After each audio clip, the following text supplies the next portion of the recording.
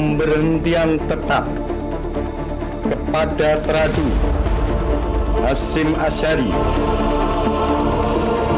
Mengucapkan alhamdulillah dan saya mengucapkan terima kasih kepada DKPP yang telah membebaskan saya dari tugas-tugas berat sebagai anggota KPU yang menyelenggarakan. Nah ini pelajaran justru bagi para pemegang tampuk kekuasaan. Diterbitkannya keputusan presiden itu nanti itu yang menjadi dasar kami di Komisi 2 untuk memilih dan menetapkan calon anggota KPRI atau pengganti Hasyim. Untuk lebih berhati-hati dalam memilih komisioner. Jangan lagi terlalu sibuk ini jalur saya, jangan pilih yang punya integritas dan punya kapasitas.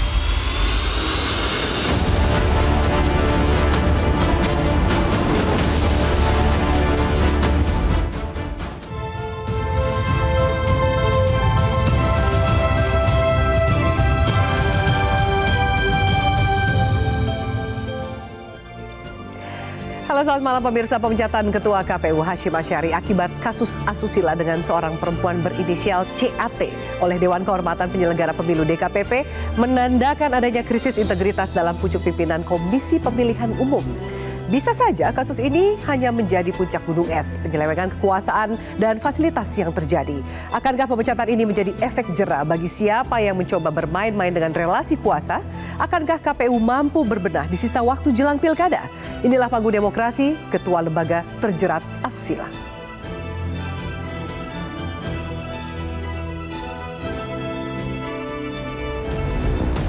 Pekan lalu, publik digemparkan dengan pemecatan Ketua KPU Hasyim Asyari oleh Dewan Kehormatan Penyelenggara Pemilu akibat skandal asusila yang dilakukan terhadap wanita berinisial CAT yang merupakan anggota PPLN Den Haag Belanda. Menjatuhkan sanksi pemberhentian tetap kepada Tradu Hasyim Asyari selaku Ketua merangkap anggota Komisi Pemilihan Umum.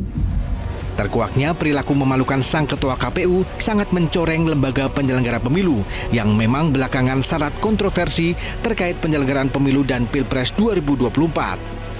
Krisis kepercayaan terhadap KPU menjadi tamparan keras bagi DPR, khususnya Komisi 2 DPR, sebagai mitra sekaligus lembaga yang memilih para komisioner KPU periode 2022-2027. Ini berulang, ya kisah periode lalu suap, ya, kisah sekarang urusan etika sebelumnya, dan karena itu ini menjadi tamparan buat kami di Komisi 2 untuk lebih berhati-hati dalam memilih komisioner. Jangan lagi terlalu sibuk ini jalur saya, jangan pilih yang punya integritas dan punya kapasitas. Kualitas lembaga Komisi Pemilihan Umum pun kini menjadi sorotan. Bahkan mantan Menko Polhukam Mahfud MD melalui akun X pribadinya menilai secara umum jajaran KPU saat ini tidak layak menjadi penyelenggara Pilkada 2024. Namun Presiden Joko Widodo mengklaim pelaksanaan Pilkada 2024 tidak akan terganggu meski kepercayaan publik terhadap KPU sudah rontok. Dan pemerintah juga akan memastikan bahwa pilkada tetap berjalan dengan baik, lancar, nantinya jujur dan adil juga. Berkaca dari rentetan pelanggaran etik di KPU, evaluasi mekanisme proses rekrutmen komisioner KPU dan badan ad hoc serupa perlu dilakukan. Kepercayaan yang diberikan oleh negara kepada mereka ternyata di perjalanannya itu mengubah karakter mereka. Saya tidak tahu apakah orang bisa mengubah karakternya secepat itu atau sebetulnya kemarin karakternya tidak nampak keseluruhan gitu ya. Mungkin saja ini bisa berubah. Kalaupun memang itu ada, kita harus sama-sama evaluasi dan kita harus cari figur-figur yang mungkin lebih baik dan mekanisme yang ada juga sama-sama kita perbaiki. Tentu semua sepakat kasus asusila dengan modus relasi kuasa di semua lembaga jangan sampai terulang lagi. Etika dan moral harus menjadi faktor utama selain integritas. Ya, demi memilih pejabat publik yang berkualitas dan bermartabat serta menjaga marwah lembaga negara. Tim Liputan, Metro TV. Dan pemirsa, untuk membahasnya telah hadir di studio akademisi Universitas Muhammadiyah Jakarta sekaligus anggota Timsel KPU Bawaslu 2022-2027 Endang Sulastri. Bu Endang, selamat malam. Selamat malam, Assalamualaikum. Waalaikumsalam. Dan kemudian hadir juga Direktur Eksekutif Parameter Politik Indonesia, Mas Adi Praitno. Mas Adi, selamat malam. Selamat malam, Afi. Ya, terima kasih sudah hadir Mas Adi. Dan juga kami hadirkan anggota Dewan Pembina Perludem, Mbak Titi Anggraini. Mbak Titi, selamat malam. Selamat malam, Mbak Afi. Terima kasih sudah hadir, dan dari sambungan Zoom ada kami hadirkan sosiolog Oki Madasari. Mbak Oki, selamat malam. Halo, selamat malam Afi, Bapak Ibu. Baik, terima kasih sudah bergabung bersama kami, Mbak Oki. Kita akan cari permasalahan terlebih dahulu mengapa ini bisa terjadi. Saya kutip pernyataan dari Mbak Titi. Mbak Titi ini menyoroti permasalahan yang menimpa Ketua KPU. Salah satu pangkal permasalahannya adalah di proses seleksi. Celah apa sih Mbak yang kemudian kenapa pangkal permasalahannya justru dari proses seleksinya ini? Iya, KPU itu lembaga yang istimewa ya. Dia dibentuk sebagai amanat konstitusi dan diperjuangkan sebagai buah reformasi. Di pasal 22E ayat 5 Undang-Undang Dasar kita sangat eksplisit disebutkan pemilihan umum dilaksanakan oleh suatu komisi pemilihan umum yang bersifat nasional, tetap, dan mandiri. Nah, keberadaan dia yang bersifat nasional dan tetap itu lalu diterjemahkan, dia itu ada di tingkat nasional, di tingkat provinsi, dan di tingkat kabupaten kota, begitu. Jadi dengan keanggotaan yang ribuan, itu yang permanen. Belum lagi kalau dia sedang pemilu, sampai ke KPPS itu pasukannya jutaan orang. Nah, mengapa kemudian seleksi ini menjadi penting? Karena pintu masuk kepada siapa yang akan mengisi keanggotaan KPU itu diawali dari proses seleksi. Di mana proses seleksi ini akan menyaring orang-orang terbaik yang akan dilakukan fit proper test di DPR. Jadi harapannya siapapun nanti yang dilempar oleh tim seleksi ke DPR, kita tidak bertaruh soal kredibilitas, integritas, kapasitas, dan seterusnya. Tapi sayangnya karena KPU ini makin disadari punya pengaruh yang sangat besar, kewenangan yang sangat strategis, menyangkut eksistensi partai politik dan peserta pemilu, kepentingan pun akhirnya menjadi tumpah ruah di sana. Disitulah akhirnya kita harus akui, bahkan ketika bicara kepentingan, bukan hanya ketika bicara fit proper test di DPR, tetapi ketika penentuan tim seleksi kita sudah bertaruh soal siapa yang akan ada di sana dan bagaimana dia bisa kemudian memastikan keterpilihan orang-orang yang dikehendaki atau kemudian akan aman bagi kepentingan politik tertentu.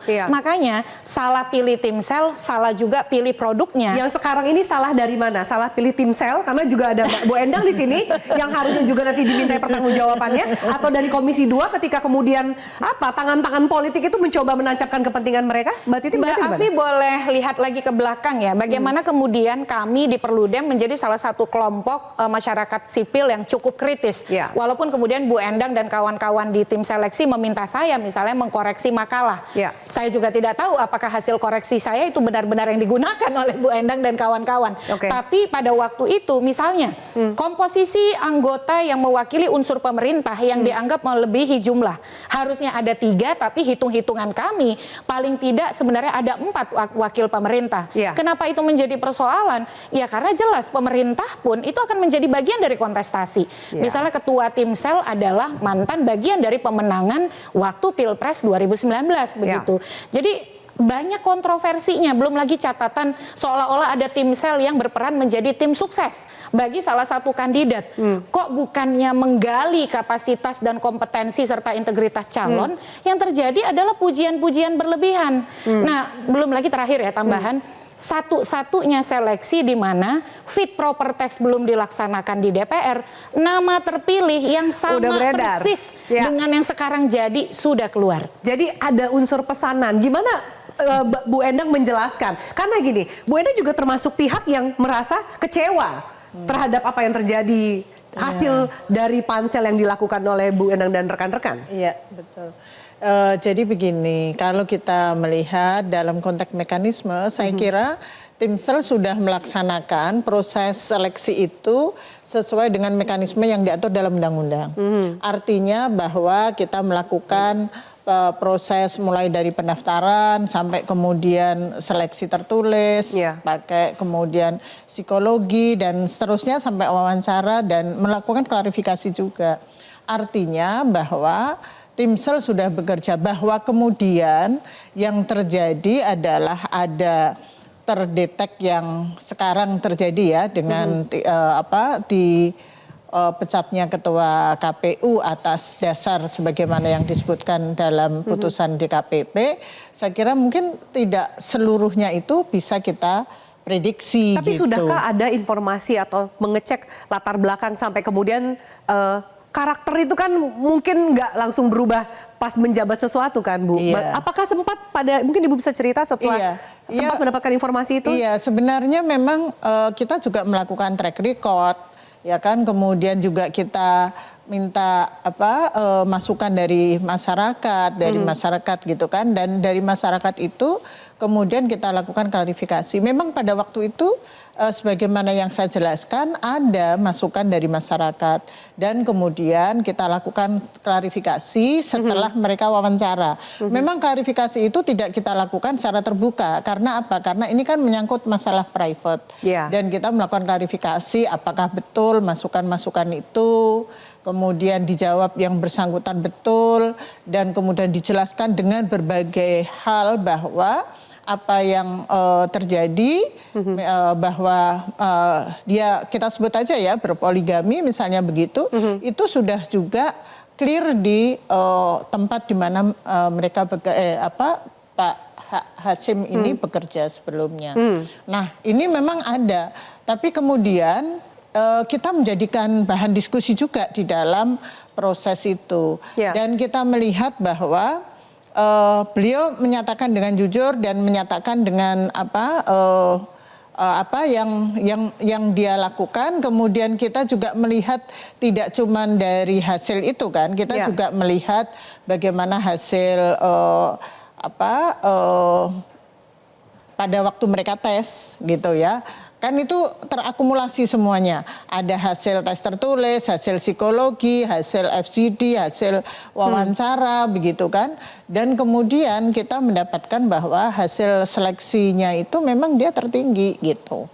Meskipun sudah juga mendapat informasi urusan poligami, rumah tangganya lah gitu ya Bu ya. Iya, tetapi kemudian bahwa itu kita tidak mengira bahwa karena ini kan secara sah. Ya. Kalau poligami kan dia lakukan secara sah ya. Artinya bukan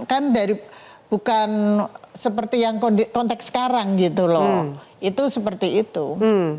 Dan sampai terpilih jadi ketua itu bagaimana penjelasan dari pansel kalau tadi Mbak Titi katakan kok bisa beredar nama yang akhirnya terpilih yang keluar dari Komisi 2 juga kalau itu di luar pengetahuan Timsel dong. Karena kan kita menyampaikan ada 14 besar, kita sampaikan ke DPR, kemudian DPR memilih mereka 7.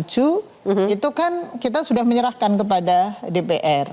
Nah, kemudian jadi itu ranahnya di Komisi 2 tuh, di Komisi 2, bukan di Komisi Timsel. 2 ya. Artinya bahwa proses seleksi ini ada banyak pihak yang terlibat. Tadi misalnya soal pembentukan tim seleksi itu kan di tangan Pak Presiden, kemudian ketika seleksi itu ada di pansel, kemudian ketika fit and proper test itu ada di DPR, begitu kan.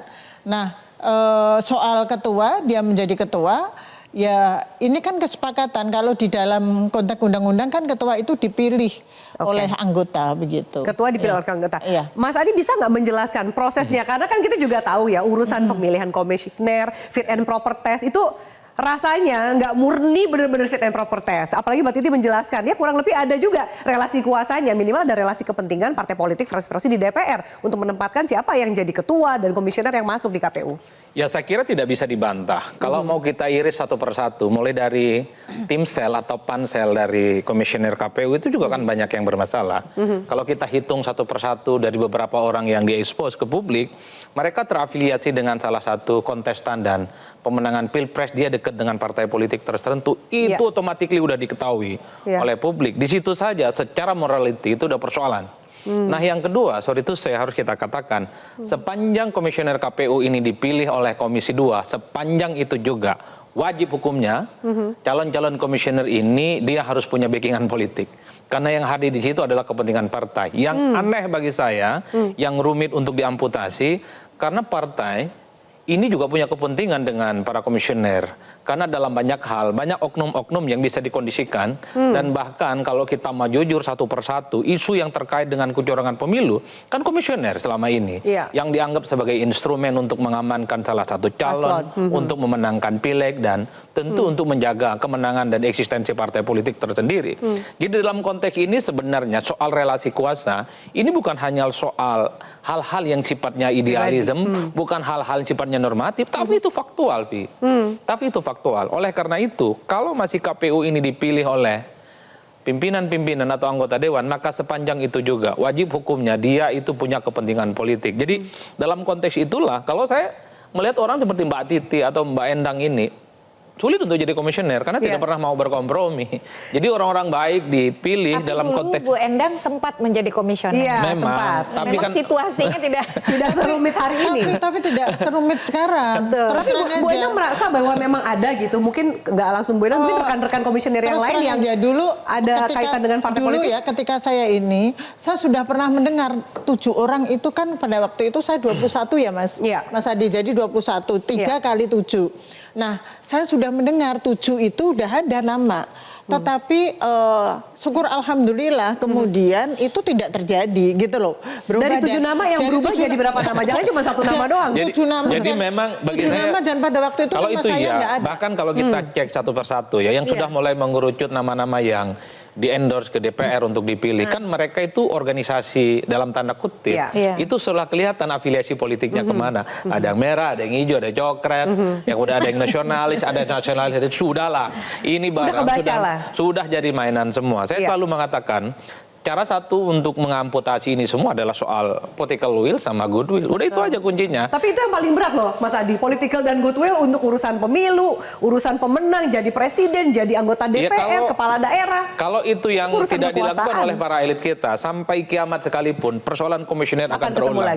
Saya merasa pengalamannya Mbak Afi, itu pernah bisa dilakukan, menempatkan orang-orang yang punya kredibilitas baik. Contohnya orang seperti Bu Endang pada waktu lampau bisa terpilih, Pak Hadar Nafis Gumai bisa terpilih, kenapa itu tidak bisa sekarang? Ya karena tadi itikat baik, goodwill, dan juga political will yang makin terkikis gitu ya. Betul, Oke, faktanya baik. begitu. Baik, kita harus jeda. Kita lanjutkan sesaat lagi, pembahasannya semakin menarik. Saya nggak mau jeda padahal.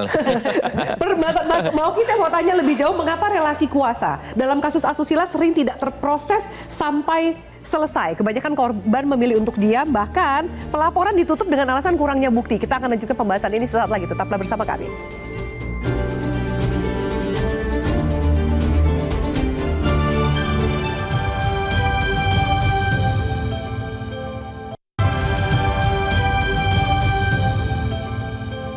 Terhadap penerbitan Peraturan KPU Nomor 5 Tahun 2022 tentang perubahan keempat atas Peraturan KPU Nomor 8 Tahun 2019 tentang Tata Kerja Komisi Pemilihan Umum, Komisi Pemilihan Umum Provinsi, dan Komisi Pemilihan Umum Kabupaten Kota bahwa Peraturan AKWO menghapus ketentuan Pasal 40 Ayat 4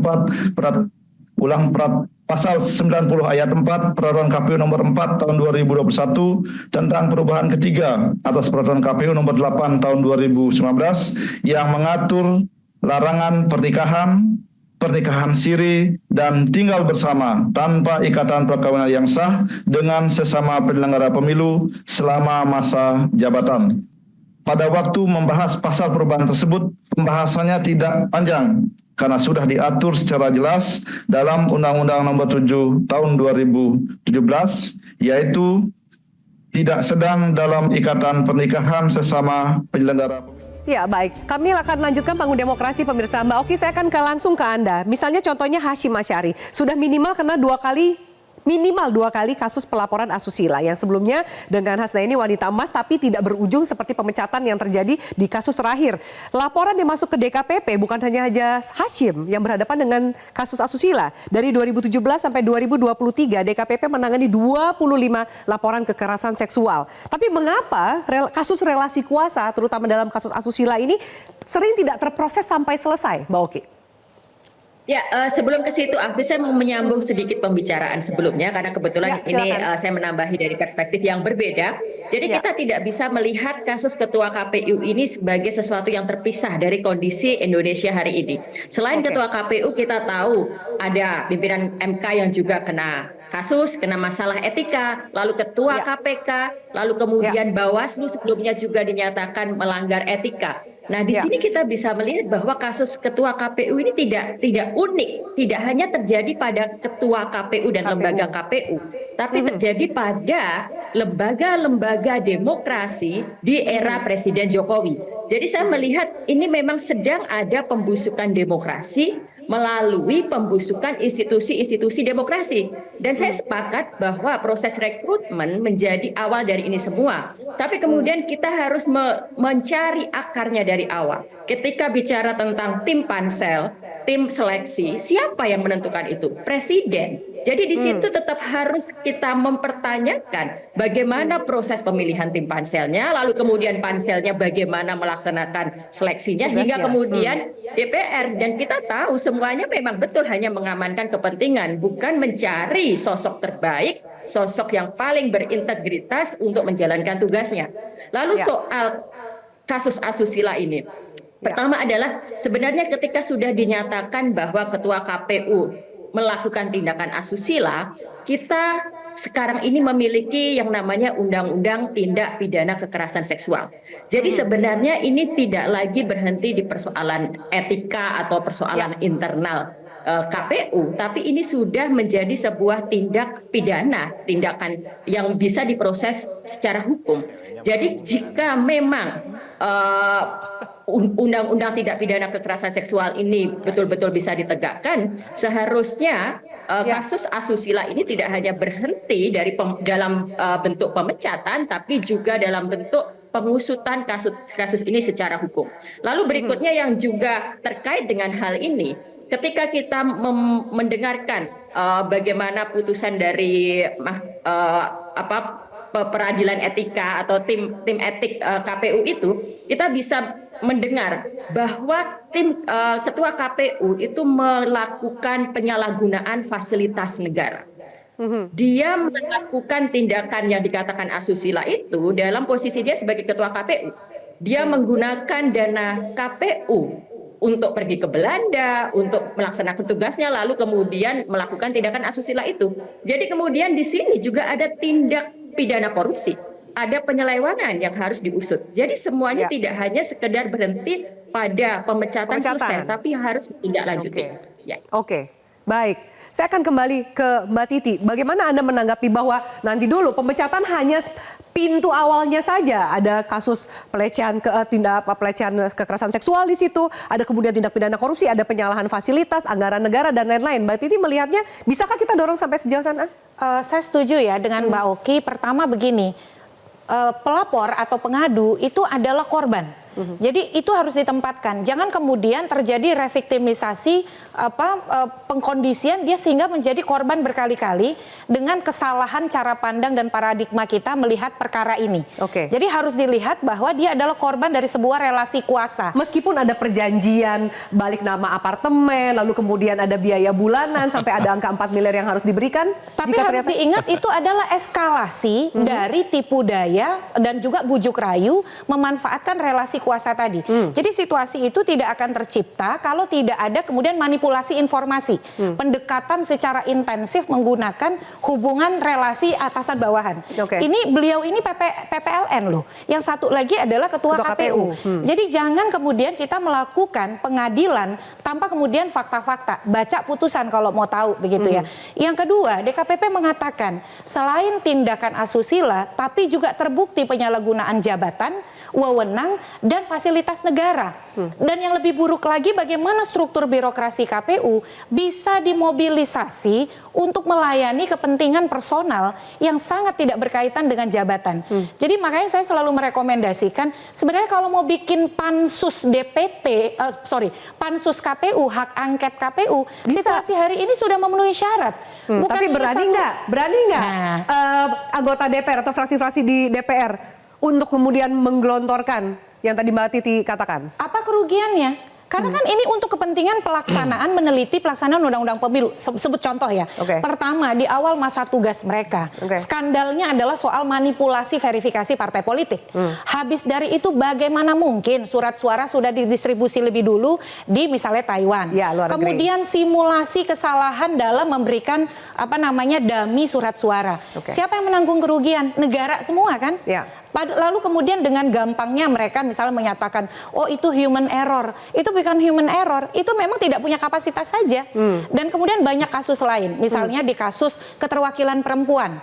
Jadi memang KPU yang sekarang secara personel dan kelembagaan punya problem struktural. Satu, menghapus peraturan KPU yang melarang nikah siri dan tinggal satu rumah tanpa perkawinan. Itu siapa? 7-7-nya sepakat kok. Kalau memang punya komitmen keterwakilan perempuan, perlindungan hak-hak perempuan, tidak akan diubah itu pasal. Itu legacy. Kok bisa 7-7-nya sepakat? Apa saling pegang kartu sama lain? Kalau adakah unsur politik gitu, Mas Adi, lihat kasus ini tuh sejauh mana Anda lihatnya? Ya saya nggak tahu ya apakah ada unsur politis atau tidak, tapi menurut saya kalau semua komisioner sepakat, layak untuk kita curigai. Ini kan menurut saya agak sedikit aneh ya dibandingkan dengan komisioner-komisioner sebelumnya. Tapi beginilah, saya sebenarnya beberapa hari yang lalu juga sempat ngomong, ini adalah momentum sebenarnya bagi DPR untuk melakukan audit investigatif terkait dengan kinerja KPU secara keseluruhan. Saya kira kalau kita membaca cek data secara umum, bukan hanya ketuanya yang dipersoalkan. Kan selama ini kinerja KPU secara umum itu kan disorot. Ini jangan-jangan memang gunung es yang sebentar lagi sebenarnya tunggu meleleh. Kan kemarin sempat dibicarakan oleh kawan-kawan DPR soal gaya hidup mereka yang hedon, naik private jet, kemudian dugem dan seterusnya. Mengerikan betul, Vi.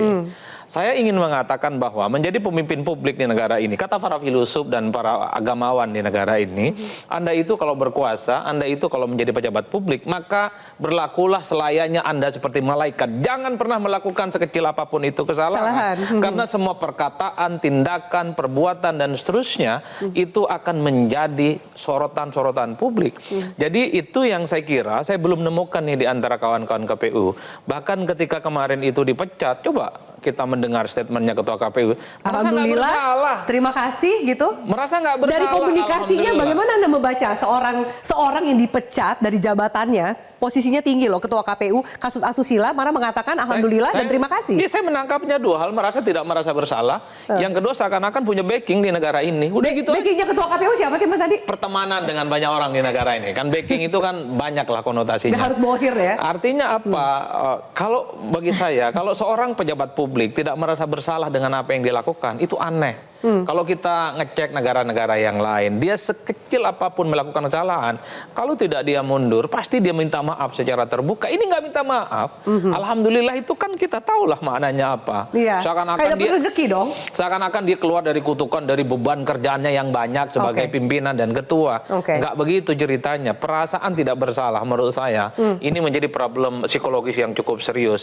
Memang asusila ini persoalan personal anggota KPU, tapi kan dia adalah pejabat publik, dia juga menggunakan anggaran negara, dia juga harus diaudit bagaimana keuangan itu. Oleh karena itu saya kira ini momen sebenarnya, moment of the truth bagi kawan-kawan DPR audit ini.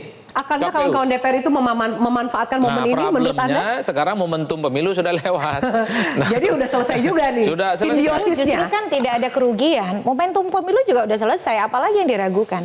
Ya bukan masalah rugi apapun ya. Ini kalau kita bicara tentang bangsa dan negara, menegakkan keadilan, supaya proses politik yang ada di negara ini terkait dengan penyelenggara itu sesuai dengan aturan, ya harus dipanggil mereka satu persatu. Kalau hanya speak up, kemudian diomongin, oh ini hedon, ini penggunaan anggaran negara berlebihan, gajinya banyak, fasilitasnya berlimpah, mobil operasionalnya 3, bagus-bagus misalnya. Kalau cuma selesai di situ, persoalan komisioner nggak akan selesai. Akar masalahnya. Nggak akan selesai. Harus ada rekomendasi besok-besok operasional komisioner itu dimiskinkan kalau bisa. Jangan pakai apapun. Yang gede itu anggaran negara aja. Haram hukumnya pakai private jet, mobil operasionalnya itu nggak boleh misalnya di bawah berapa harga tertentu misalnya gitu ya. Paling bagus Innova udah kira-kira begitu kan. Dan seterusnya. Diatur sampai seperti itu. Ya gimana kalau tidak kan kita semua hanya akan mendumel kan, tidak akan ada solusi yang kemudian jalan keluar. Kita harus jeda kembali. Kita akan tanggapi lebih jauh soal statement dari Mahfud MD yang mengatakan harusnya semua komisioner KPU diganti karena mereka tidak layak menjadi penyelenggara pemilu. Sementara Pak Jokowi mengatakan, loh KPU sudah melaksanakan dan sukses melaksanakan pemilihan legislatif dan pilpres dengan baik. Kita lanjutkan sesaat lagi. Apakah perlu semua anggota komisioner KPU kita ganti untuk jelang pilkada ke depan? Kami lanjutkan sesaat lagi.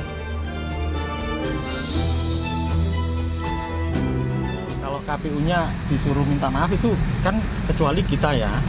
Nah ini kalau urusan itu urusan pribadi-pribadi, kami juga tidak akan campuri, tapi kami tegaskan bahwa dalam konteks pelaksanaan organisasi ke depan, kami sudah lakukan mekanisme, kami sudah mengambil kesepakatan, memberikan mandat kepada Mas Hafizudin untuk melaksanakan tugas. Tentu dengan segala dinamika yang kami hadapi, kami harus memenuhi kewajiban kami terhadap undang-undang.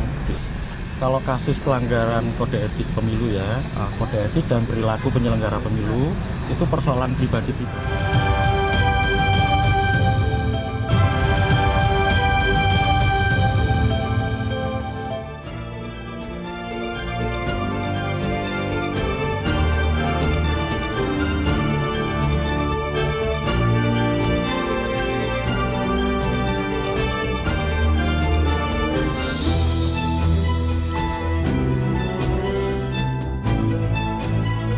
Ya, baik, kami lanjutkan pemirsa. Bu Endang, tanggapan Bu Endang soal kan harusnya ini pemimpinnya kolektif kolegial penyelenggara pemilu, harusnya bisa mengontrol kinerja satu sama lain, saling mengawasi. Tapi kok ini malah bablas? Kita mempertanyakan loh, kok bisa jadi semuanya sepakat? Apa sih yang terjadi, Bu? Apakah seorang Hasyim Asyari se-powerful itu sehingga tidak ada yang berani menegur teman-teman komisioner lain? Ya, mungkin kita nggak tahu juga ya, tetapi bisa jadi memang Pak Hasyim sebagai seorang ketua dia sangat hegemonik gitu ya, menghegemonik kemudian sama teman-temannya. Dan yang juga saya sayangkan sebenarnya adalah kontrol dari DPR, dari Bawaslu itu tidak dilakukan. Maksudnya mereka kemudian kemarin mengundang yang tadi disampaikan oleh Mas Adi ya, menyatakan gaya hidup yang hedonisme yang kemudian pakai private jet dan seterusnya. Tapi kenapa itu tidak dilakukan oleh teman-teman DPR maupun teman-teman Bawaslu sebagai pengawas pemilu begitu loh. Ya semestinya memang ada kontrol, ya kan? Nah ini berarti semuanya kebablasan. Atau gitu. bablasnya bareng-bareng, Bu, jadi nggak ada bisa kontrol memang. Karena semua saling punya kepentingan yang mengikat. Itu. Nah ini yang semestinya dalam konteks lembaga politik ketika dibentuk lembaga penyelenggara pemilu itu kan ada kontrol dari situ. Dan yang kedua kemudian juga kita melihat bahwa laporan-laporan dari masyarakat yang kemudian disampaikan kepada DKPP, ternyata putusan-putusannya itu tidak membuat jerah. Iya. Ya kan? Udah ada putusan misalnya peringatan keras ya, peringatan keras terakhir. Tapi kemudian terakhirnya tidak selesai-selesai gitu. Terakhir banget, terakhir sekali gitu ya. Ini yang semestinya juga kita bisa lakukan ketika awal itu, misalnya kontak pada saat verifikasi partai politik atau pada saat keterwakilan perempuan begitu ya. Ini kan sudah ada bukti-bukti nyata bahwa ketika misalnya verifikasi partai politik ini menurut saya sesuatu hal yang sangat fatal. Karena apa? Karena juga sudah banyak orang yang menyampaikan bukti-bukti dan sangat kuat itu, termasuk di DPR ya. Di DPR itu juga disampaikan ini seperti apa Pak Hadar kalau nggak salah yang semula itu terbuka, kemudian di DPR itu menjadi tertutup gitu kan. Nah ini sebenarnya kan udah situasi yang dibikin itulah ya akhirnya ini sebenarnya pada awal itu sudah bisa dilakukan proses pencegahan ya kan. Kemudian mungkin pemecatannya itu terlambat lah gitu. Baik, bersama kami akan lanjutkan Panggung Demokrasi usai jeda berikut ini. Tetaplah bersama kami di Metro TV.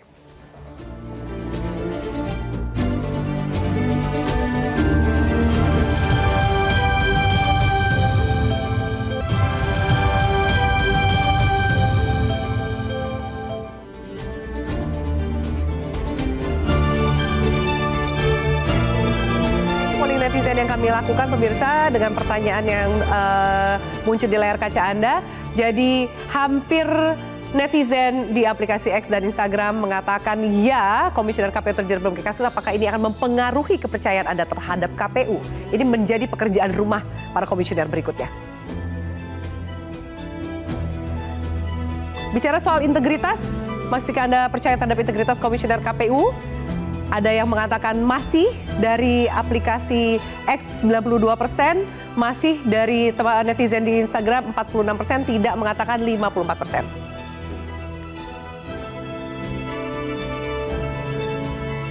Dan apakah sanksi yang dijatuhkan DKPP akan mempengaruhi kinerja KPU jelang pilkada? Hampir semua netizen mengatakan akan mempengaruhi kinerja KPU jelang pilkada.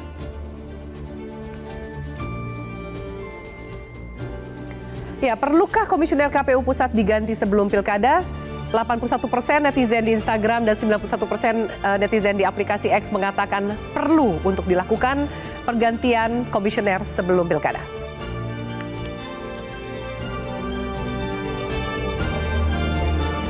Baik, saya akan kembali ke Mbak Oki. Mbak Oki, apakah kemudian kasus ini menjadi momentum jika ternyata ada korban-korban dari relasi kuasa, manipulasi yang berujung pada kasus asusila akan memberanikan diri mereka untuk lebih speak up?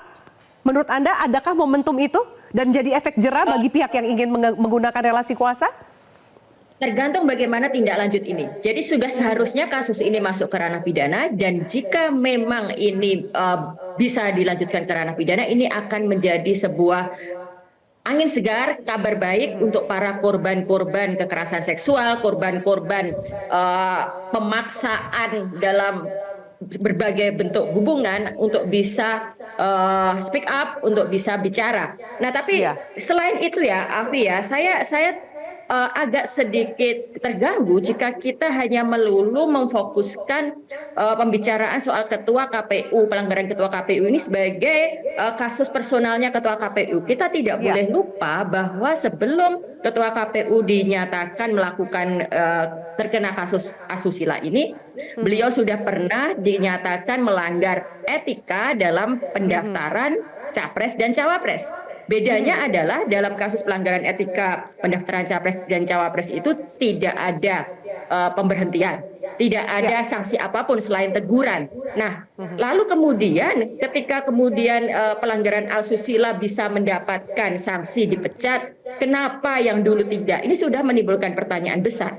Jadi kita tidak boleh menyempitkan persoalan kasus di KPU saat ini sebagai persoalan pribadi dari ketua KPU semata. Ini persoalan lembaga, ini persoalan sistemik. Jadi jangan sampai ini menjadi presiden yang justru saya takutkan ini menjadi exit strategi dari pihak-pihak yang kemarin melakukan kesalahan dalam proses pemilu. Ya sudah nih, kan ketua KPU-nya sekarang udah dipecat, berarti sudah nggak perlu lagi dimasalahin yang soal pelanggaran-pelanggaran dalam pemilu nanti kemarin itu. Nah, jangan sampai itu terjadi gitu. Jadi kesimpulannya adalah pengusutan pidana tetap harus dilaksanakan, tapi secara kelembagaan. Saya sepakat tadi ketika ada polling, walaupun itu polling hanya di sosial media, apakah memang harus diganti semua komisioner KPU-nya? Memang kita tidak lagi bisa berharap pada KPU secara kelembagaan saat ini. Memang harus ada pergantian. Dan lebih besar lagi sebenarnya, saya sedikit tidak bisa lagi berharap ada perubahan yang sifatnya sistemik kelembagaan di rezim saat ini. Masalahnya kalau ini sekarang tidak ada perubahan, ini bisa-bisa akan terbawa terus di rezim-rezim selanjutnya. Mbak Oki, banyak yang sempat meragukan, menyaksikan hasil di Pilpres dan Pileg kemarin ini. Menurut Anda dengan kasus kejadian ini, efeknya apa? Kita akan juga sebentar lagi melaksanakan pilkada. Apakah suara-suara itu akan keluar dan bahkan menyaksikan hasil pemilu yang kemarin? Kredibilitas, legitimasi, dan kepercayaan publik itu sebenarnya sudah sedemikian hancurnya dengan rangkaian yang disajikan di hadapan kita ini. Jadi pemberhentian dari ketua KPU ini kan hanya belum puncaknya juga nih, saya lihat nih. Nanti bisa jadi ada yang lebih mengejutkan lagi gitu. Jadi kita semua sudah kehilangan kepercayaan, kita semua sudah kehilangan keyakinan bahwa sebagai sebuah lembaga KPU saat ini itu masih bisa dipercaya untuk menjalankan tugasnya nanti di pilkada gitu. Mbak Titi, kalau Anda melihat, haruskah kemudian semua komisioner ini paketannya harus diganti semua seperti yang disampaikan oleh Pak Mahfud MD, atau ternyata cukup mengganti satu komisioner saja supaya juga lengkap dan tidak mengganggu tahapan pilkada yang berjalan? Iya, anggota KPU itu tidak bisa mengganti seperti mengganti permainan bola ya, sesuai apa maunya pelatih begitu. Ada mekanismenya, prosedurnya. Bagi pihak-pihak yang meragukan kredibilitas KPU, ambil langkah seperti yang kami lakukan.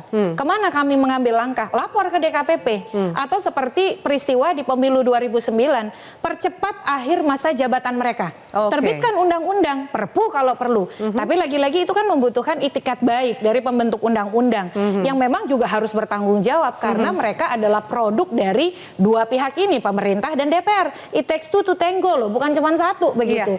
Jadi kalau mau ya selama ini mungkin kami berjuang merasa seperti sendiri begitu ya. Banyak sekali laporan yang kami lakukan. Contoh soal keterwakilan perempuan. KPU periode ini memang punya masalah pada keberpihakan terhadap perempuan. Bukan hanya penghapusan pasal larangan nikah siri dan tinggal serumah tanpa pernikahan, yang itu disepakati oleh 7 anggota. Tetapi juga mereka melanggar peraturan perundang-undangan soal pencalonan perempuan di pemilu DPR dan DPRD. Dan itu sengaja, bahkan hasil pemilu dibatalkan oleh MK. Jadi kalau dalam konteks itu mestinya saya setuju tuh, semua-semuanya itu mendapat sanksi terberat dari DKPP. Tapi kan kita seperti jalan buntu. Tapi ini prosesnya ada nggak? Kan tahapan pilkadanya udah berlanjut. Ya itu tadi, proses yang disediakan secara normatif hanya lewat DKPP, atau kemudian pemberhentian akhir masa jabatan lebih cepat melalui undang-undang. Lebih dari itu kita tidak punya cara begitu. Tapi sisanya balik lagi nih kan, untuk menentukan Mas Adi ujungnya ada kepentingan partai politik lagi atau siapapun lah, sosok-sosok yang memiliki kepentingan siapa komisioner yang akan maju, mau dipercepat, ganti semuanya, ganti salah satunya, lobby itu kan akan tetap terjadi kan Mas Adi? Dalam kondisi saat ini saya kira kita tidak bisa berpikir normal bahwa KPU itu tidak bisa dihentikan di tengah jalan karena mereka ada sisa waktu yang agak panjang ya. Kita harus berpikir di luar itu semua, bahwa perpu harus dikeluarkan misalnya. Kenapa ini dianggap tidak genting seperti hal-hal isu-isu yang lain? Kalau kita lihat polling dan statement-statement orang ya terkait dengan kasus asusila ini kan marahnya nggak karu-karuan. Jadi ini adalah semacam puncak gimana kegeraman publik terkait dengan penyelenggara itu seakan-akan terkonfirmasi dengan adanya tindakan asusila ini. Dan tidak selesai di situ. Jadi persoalan-persoalan yang selama ini di listing terkait dengan kinerja komisioner ini yang dianggap menjadi problem serius terkait dengan penyelenggaraan pemilu itu harus diungkap. Oleh karena itu, itulah yang saya kira menjadi trigger mestinya ketika ada kaitan dengan ketua KPU bermasalah secara umum, maka semuanya harus dihentikan. Tapi sepertinya dari pembuat undang-undang nggak ada gregetnya itu loh Mas Adi. Itu problemnya di situ. Cuman problemnya di situ. Kayaknya memang perlu gaya-gaya revolusioner juga, agak rambo-rambo dikit gitu. Ini perpu lah. Ini KPU udah tidak bisa diharapkan karena trust publik itu terjun bebas. Bagaimana kita akan menghadapi pilkada serentak 541 sekian di seluruh Indonesia oleh komisioner-komisioner yang saya kira menjadi bagian dari inner circle yang terbukti dia cacat secara moral dan ketua dari KPU adalah mereka yang melakukan tindakan asusila. Jadi saya berharap pemerintah itu mendengar diskusi kita malam ini sehingga perpu itu dianggap sebagai gegentingan mengamputasi bahwa ini adalah KPU yang cacat moral, cacat yang secara politik harus dihentikan. Perpu adalah solusinya. Perpu adalah solusinya. Baik, Bu Endang bagaimana melihatnya? Mekanismenya sebenarnya bisakah kemudian keresahan itu ditangkap dan dilakukan beberapa cara yang out of the box seperti disampaikan narsum yang lain? Kalau melalui mekanisme yang ada ya semestinya memang melalui proses pemberhentian itu kan hanya di KPP melalui kode etik dan seterusnya. Sehingga kalau mau perpu tentu harus ada political will dong. Tapi saya melihat bahwa di antara ketujuh anggota KPU yang ada sekarang saya kira tidak seluruhnya buruk gitu loh. Jadi ya kita jangan proses menghakimi hanya karena ada satu orang begitu. Jadi menurut Anda perlu diganti saja satu komisioner saja? Satu itu diganti segera. Dan kalau bisa kemudian di antara 7 orang tadi kan kemudian melakukan pemilihan ketua. Nah dipilihlah orang-orang yang tidak terlalu banyak masalah. Gitu aja. Kan belum ketahuan ya kan. Waktu Hasyim Asyari juga mungkin belum ketahuan atau entah bagaimana lobbynya bisa jadi ketua KPU dan hari ini kejadian gitu. Bagaimana menentukan orang yang tidak terlalu banyak masalah, sementara masalah juga menjadi beban atau ikatan tersendiri dalam transaksi kepentingan ini? Iya, kalau saya melihat sih bisa ya kita melihatnya itu bagaimana kemudian ketika proses apa yang menjadi persoalan, misalnya kalau kita melihat kan proses atau pada saat verifikasi partai politik, berarti kan ada orang-orang yang punya tanggung jawab besar di situ.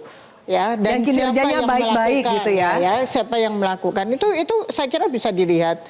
Dan ini yang harus dilakukan. Artinya kita tidak perlu harus mengganti keseluruhan, tetapi apa yang sudah mendapatkan sanksi itulah yang diganti dan diganti secepatnya. Baik. Saya akan tanya ke Mbak Oki pertanyaan terakhir. Mbak Oki, dengan waktu yang tersisa mungkinkah apapun solusinya ke depan masih ada waktu untuk memperbaiki kepercayaan publik jelang pilkada ini? Saya berat kalau kita memperbaiki kepercayaan publik tanpa ada langkah-langkah yang memang jelas menjawab apa kegelisahan utama publik. Jadi kita tidak bisa berasumsi bahwa itu kan yang salah hanya satu orang, hanya ketua KPU dan sekarang udah diselesaikan. Itu nggak bisa, karena kita harus ingat bahwa ini bukan perkara ini saja yang dihadapi oleh KPU, ada masalah sebelumnya yang sudah dinyatakan melanggar etika. Jadi di sini kita harus melihatnya secara sistemik dan bagi saya betul-betul perlu ada upaya untuk mencegah pembusukan demokrasi melalui pembusukan institusi ini betul-betul akhirnya menjadi sebuah presiden yang dilanjutkan oleh pemerintah yang akan datang. Oke, kita lihat seperti apa supaya kegentingan itu terasa, terutama pada pengambil kebijakan dan juga pembuat undang-undang. Terima kasih banyak para narasumber untuk diskusi kita yang menarik pada malam hari ini. Dan pemirsa, pemecatan Hasyim Asyari harusnya menjadi momentum untuk memperketat proses rekrutmen komisioner KPU, termasuk juga para pemimpin di lembaga strategis lainnya. Janganlah calon titipan atau pesanan justru malah diloloskan, karena biasanya ujungnya adalah runyam, bayar hutang budi jabatan, atau malah terkena banyak laporan. Dari suap, etika, sampai kasus asusila yang memalukan. Marilah segera berbenah karena nasib bangsa terlalu mahal untuk menjadi taruhannya. Saya Afiani Malik undur diri. Selamat malam, sampai jumpa.